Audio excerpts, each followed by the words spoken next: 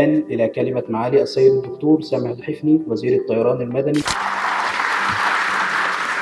ذلك المعهد طالما وضع هدفا واضحا أمامه تخريج مهندسين مؤهلين علميا وعمليا قادرين على مواكبة التطور العلمي المتسارع في العلوم الهندسية، واثقين في تحقيق آمال وطموحات مصرنا الحبيب. شكرا جدا لمعالي الوزير.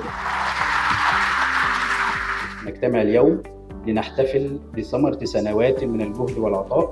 في هذه اللحظة التي نحتفل فيها بنجاح وتخرج أبناؤنا نقف بكل فخر واعتزاز أمام ما تحقق من إنجازات وما تم تخطيه من تحديات وما سطر من قصص نجاح تعبر عن رؤية واضحة.